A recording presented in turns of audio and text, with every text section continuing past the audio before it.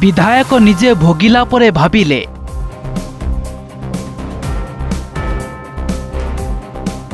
तेलकोई विधायक डाक्टर फकीर मोहन नायक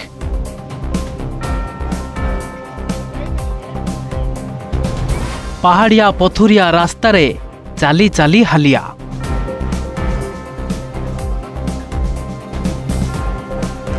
भाबुछंती केतेबेले आसीबो सागतुला गाँ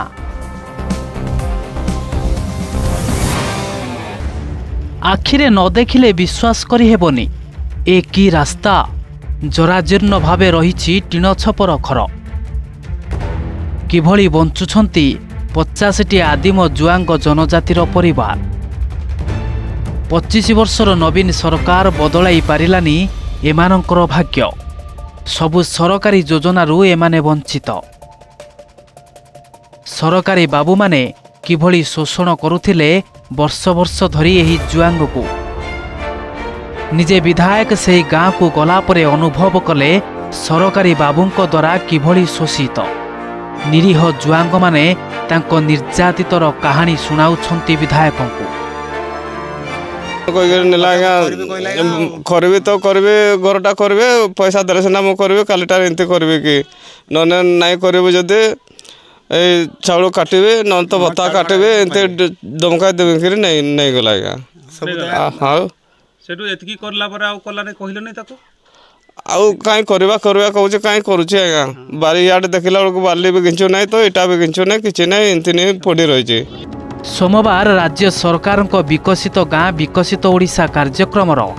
उद्घाटनी अवसर में विधायक यही आदिम जनजाति जुआंग सागतुला गाँ को बाछिथिले जहा पूरा बाह्य जगतरू विच्छिन्न गाँरु पंचायत मुख्य रास्ता पर्यंत जिबाकु हेले 4 किलोमीटर अंका बंका पहाड़िया रास्तारे जिबाकु पड़ी थाए रास्तार अवस्था एमिति गाड़ी चलाचल संभव नुहे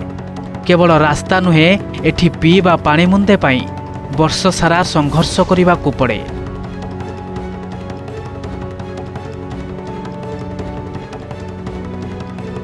गाँ जेबेठु हेलाणी जमी भितरे थिबा चुआ को कूओ करी व्यवहार करा जाउछि खरा दिन आसिले 3 किलोमीटर दूर पहाड़ डेई झरणा पानी आनी शोष मेंटांती एही जुआंग घर कथा न कहिबा भल प्रधानमंत्री आवास योजना रे एही गाँ रे 2 वर्ष पूर्वे 35 जन को घर मिलिथिला किंतु सेमानक घर अधा पंतरिया कहार घर भांगिबा को बसिलानी तो आउ किए जरीपाल टांगी घरे रहुछि घर मिलिबा परे पंचायतर कार्यनिर्वाही अधिकारी सुभाष नायक लोकों को घर करिदेबे बोली शोषण करी चलिले टंका दियो घर करिदेबी टंका नदेले भत्ता बंद करिदेब कही डराइला धमक देला देई जे कहीं आइगा पैसा उठाइली देली काकू सुभाष नायक को तबरे से कहला दिन तोर चाउल काटबी बत्ता काटबी पैसा दे कहला बड़े मुई हम जांगन को मोरकन को दे देली घर खरबो बोली करी सेट तो कहीं जा ठाणी सेतकी आ बंद घर कला नहीं करबी को दिन करछि को दिन नहीं के देखछि गाँ आमर ये पिला मन सहित बेचार करकिना हाउटिके तलकू गाड़ कनु गाड़ करकिना अतिकी ये सिमेंट को 2-3 बुरा आणकि निजे कर गया टिके करा दिन बाकी जाऊने पानी ये सुखी जाउजी खरा दिन कोन कर सुखी गले आइया में जाउजु ये गागी की 3 किलोमीटर रास्ता बढ़िया छोट छोट छुआंक पई अंगनवाड़ी सेंटर अछि किंतु घर नथिबारु लोकोंको नुआनिया घर बारंडारे अंगनवाड़ी चालुछि गाँ रे पाठुआ झियो नाहांती तेणु पाख गाँर जड़े बोहू एठी अंगनवाड़ी कर्मी भावे नियुक्ति पाइछंती आउ सीए पहाड़िया झियो होइथिबारु जेते कष्ट हेले भी पहाड़िया रास्ता रे चाली चाली आसी अंगनवाड़ी केन्द्र को बंचाई रखिछंती 4 किलोमीटर चलिक आसुची पर बारंडार छुआ को टे पठाई मुझे रोषे कंडे आ गोटे घर रोषे करना रोषे खुई देकिन मुझे पढ़ाऊँ 18 मसीह आज्ञा जॉइनिंग होती वर्ष को 5 वर्ष हाँ आज्ञा ये अवस्था अच्छु आ वर्षा दिन तो बहुत हैरान कौनसी भी बसी हुए नहीं। विधायक जन जन करी लोकंक घर को जाई समस्या बुझिले आउ बैठक करी समस्यार समाधान करिबा पई लोकंक भरोसा देइथिले। रास्ता काम आरंभ हो तत्संगे संगे ए अंचलवासी विगत दिन में विगत सरकार समय बहुत मौलिक सुविधा पाइबार लोक मैंने वंचित अच्छा जमतिया कि विशुद्ध पानीय जलर आवश्यकता अच्छी एठी इलेक्ट्रिक कनेक्टिविटी नहीं एठी मोबाइल टावर कनेक्टिविटी नहीं तत्संगे संगे बहुत लोक एठी प्रधानमंत्री आवास योजना पाइबार वंचित अच्छा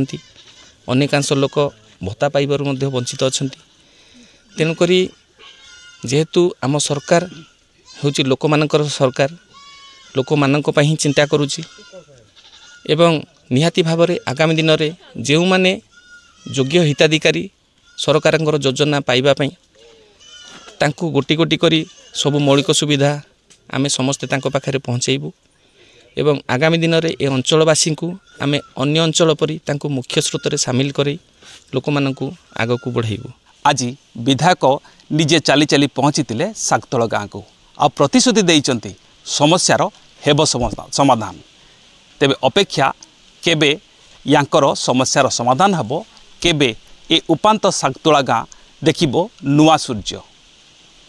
केन्दुझर जिला बांसपाड़ ब्लॉक सागतोला गाँव चिन्मय कुमार साहू, ओटीवी।